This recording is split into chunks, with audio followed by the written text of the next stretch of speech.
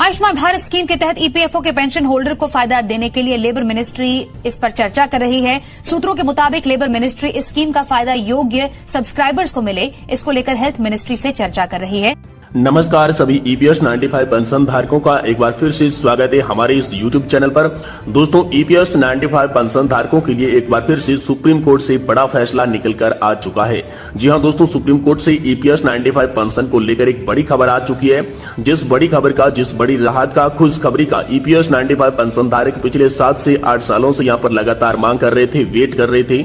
आखिरकार EPS 95 pension धारकों के लिए बड़ी राहत सुप्रीम कोर्ट ने दे दी है। सुप्रीम कोर्ट ने ईपीएस 95 पेंशन धारकों की अन्य याचिकाओं को देखते हुए ईपीएस 95 पेंशन पर बड़ा फैसला सुनाया है। जी हां दोस्तों, ईपीएस 95 पेंशन धारकों के लिए बहुत ही महत्वपूर्ण फैसला एक बार फिर से सुप्रीम कोर्ट की तरफ से सामने आ चुका है। तो दोस्तों आज की इस वीडियो में हम आपको कंप्लीट जानकारी देने वाले हैं कि आखिरकार ये सुप्रीम कोर्ट का फैसला कैसे आया और सुप्रीम कोर्ट का फैसला क्या आया है, जिसके तहत दोस्तों 2004, 2006 और 2014 से पहले तथा बाद रिटायर्ड सभी पेंशन धारकों को अब कितनी पेंशन मिलेगी, साथ ही साथ यहाँ पर 7,500, 8,500 और 9,000 रुपए प्लस डीए की पेंशन को लेकर भी बड़ी खबर सामने आ चुकी है। तो दोस्तों संपूर्ण जानकारी विस्तार से इस वीडियो में आपको बताने वाले हैं, इसलिए अगर आप दोस्तों ईपीएस 95 पेंशन धारक है तो दोस्तों आप इस वीडियो को लास्ट तक जरूर देखें। अगर आप ईपीएस 95 पेंशन धारक नहीं है तो दोस्तों आप अभी से इस वीडियो को स्किप करके छोड़ के चले जाइए, क्योंकि ये वीडियो विशेष ईपीएस 95 पेंशन धारकों के लिए बनाया गया है। अगर आप राज्य कर्मचारी है, सरकारी कर्मचारी है तो दोस्तों आप सभी की पेंशन बढ़ोतरी को लेकर बड़ी खबर सामने आ चुकी है, जिसमें एक बार फिर से 4 नवंबर 2022 के बाद सुप्रीम कोर्ट ने एक बड़ा फैसला दिया है। तो दोस्तों आखिर सुप्रीम कोर्ट का क्या फैसला है, इससे पेंशन धारकों को कितने बड़े लाभ मिलेंगे, क्या क्या फायदा होने वाला है, पेंशन के अंदर कितनी बढ़ोतरी की गई है, साथ ही दोस्तों ये पेंशन की जो बढ़ोतरी है ये आप सभी के लिए कब से लागू की जाएगी, साथ ही साथ दोस्तों सरकार और ईपीएफओ की तरफ से हाल फिलहाल में जो सर्कुलर जारी किया गया था उस सर्कुलर को लागू करने के लिए यहाँ पर डेट भी जारी कर दी है। तो कौन सी डेट से ये सर्कुलर आप सभी के लिए लागू होगा, ये भी जानकारी आज की इस वीडियो में हम आपको विस्तार से बताने वाले हैं, इसलिए दोस्तों आप वीडियो को पूरा देखें। और इससे पहला दोस्तों आप हमारे चैनल पर पहली बार विजिट कर रहे हैं तो दोस्तों हमारे चैनल को आप सब्सक्राइब जरूर करें, साथ ही साथ वीडियो को लाइक करके अपने ईपीएस 95 धारक पेंशन धारकों के साथ शेयर जरूर करें, मित्रों के साथ शेयर करें।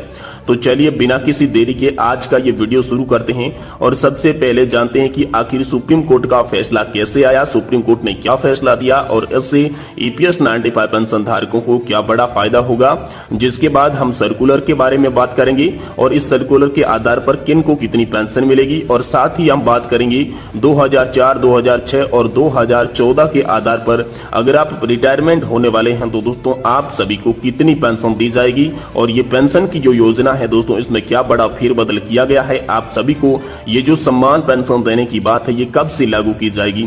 इन सब चीजों की तमाम जो बड़ी जानकारियां हैं वो इस वीडियो में हम आपको विस्तार से दे रहे हैं। तो चलिए दोस्तों सबसे पहले बात करते हैं सुप्रीम कोर्ट से आई बड़े फैसले की। तो दोस्तों एक बार फिर से सुप्रीम कोर्ट ने पेंशन धारकों की तमाम लंबित मांगों को लेकर फिर से बड़ा एक्शन ले लिया है, क्योंकि दोस्तों सुप्रीम कोर्ट में एक बार फिर से ईपीएस 95 पेंशन धारकों के द्वारा लगातार यहाँ पर 40 याचिकाएं दर्ज की गई थी, जिस पर यहाँ पर सुनवाई की गई और इसी सुनवाई के बीच एक बार फिर से 7 याचिकाएं यहाँ पर दर्ज हो चुकी है, यानी कि कुल मिलाकर 47 यहाँ पर याचिकाएं, 47 याचिकाएं सुप्रीम कोर्ट के अंदर आ चुकी थी।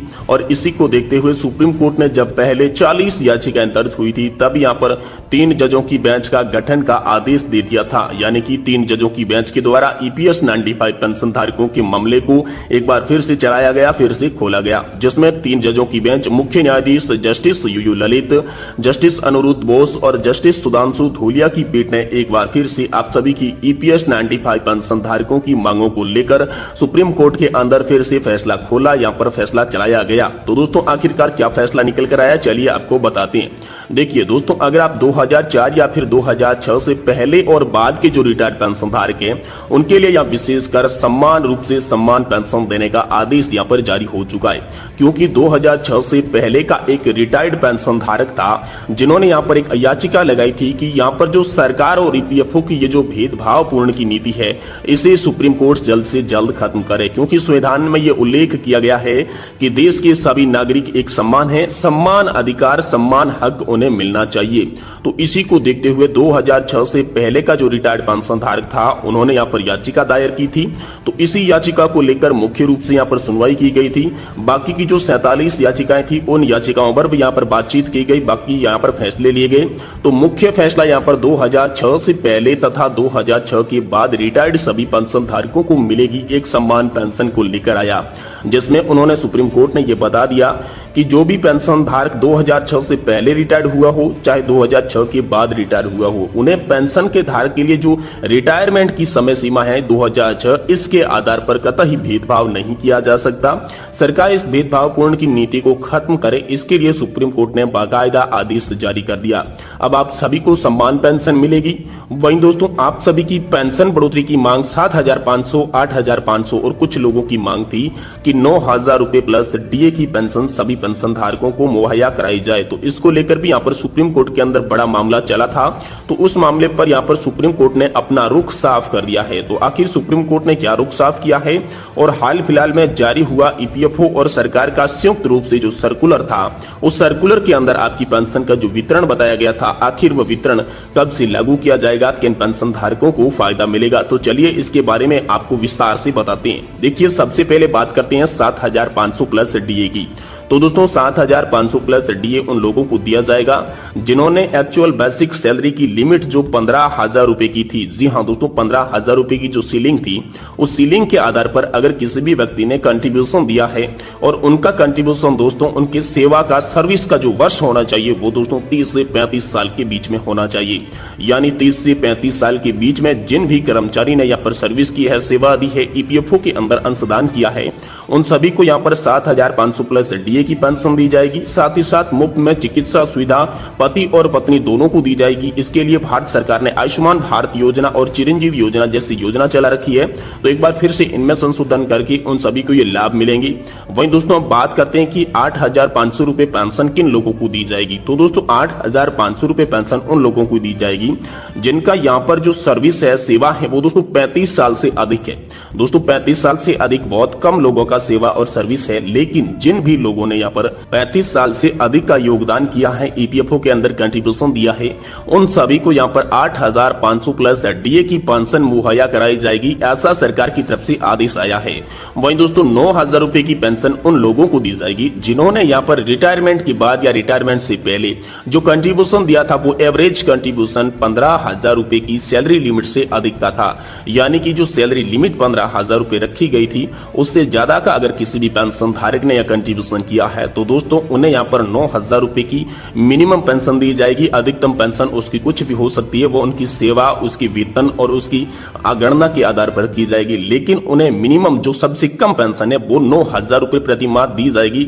ऐसा आदेश जारी किया गया था। और साथ ही 9,000 से अधिक पेंशन उन लोगों को मिलेगी जिनका वेतन यहाँ पर अधिक है। जैसे कि मान लो अगर आपका वेतन 25,000 रुपए है तो दोस्तों यहाँ पर नए सर्कुलर के मुताबिक आप सभी को 12,500 रुपए की पेंशन दी जाएगी। लेकिन 12,500 रुपए की पेंशन पाने के लिए आपको कंट्रीब्यूशन जो है वो 15,000 रुपए की बेसिक सैलरी लिमिट के आधार पर न करके आपकी जो एक्चुअल सैलरी 25,000 रुपए है उसके आधार पर किया है तो ही दोस्तों आपको मिलेगी। वहीं दोस्तों 50,000 जिसका वेतन है उन्हें यहाँ पर 25,000 रुपए की पेंशन दी जाएगी। और जिनका वेतन 75,000 रुपए, हालांकि बहुत कम लोगों का 75,000 रुपए का वेतन है, लेकिन जिनका भी वेतन 75,000 रुपए है उन सभी पेंशन धारकों को उनके वेतन की 50% यानी कि दोस्तों 37,500 रुपए की पेंशन मुहैया कराई जाएगी।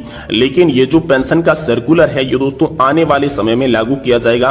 अभी दोस्तों हाल फिलहाल में सितंबर तक का समय सरकार के पास है। सितंबर तक सरकार ने सिर्फ ये खबर जारी की है, ऐसा कोई आधिकारिक तौर पर इसे लागू करने का आदेश जारी नहीं किया है। लेकिन ये सर्कुलर आप सभी ईपीएस 95 पेंशन धारकों के लिए चिंतन का विषय है। यहाँ पर चिंतन मंथन किया जा रहा है आप सभी के सर्कुलर पर कि क्या पेंशन धारकों को ये सर्कुलर लागू करना चाहिए, पेंशन धारकों पर वाकई में ये सर्कुलर सूट करता है। इन सब की खानबीन खोजबीन चल रही है। लेकिन एक बात फिर से आप सभी के लिए सामने आई थी कि संसद के अंदर जो वित्त मंत्री निर्मला सीतारमण ने एक संसदीय समिति जो गठन करने का आदेश दिया था, 3 यहाँ पर सदस्यों की जो बेंच गठित की थी, उसमें जो कि एनपीएस को सुधार के लिए जो समिति बनाई गई थी, उस समिति की रिपोर्ट दोस्तों आने वाले महीने में आने की पूरी आशा जताई जा रही है। जिसमें यहाँ पर कहा दिया जा रहा है कि जो पेंशन धारक है वो एनपीएस को नहीं बल्कि ओपीएस को ज्यादा महत्व दे रहे हैं। वो किसी किसी भी सूरत में एनपीएस को खत्म करके ओपीएस को वापस लाने के लिए तैयार करने की बात कर रहे हैं। और इसी को देखते हुए यहाँ पर आगे आप सभी के लिए बहुत ही अच्छा समय आ रहा है दोस्तों, आम लोकसभा चुनाव 2024।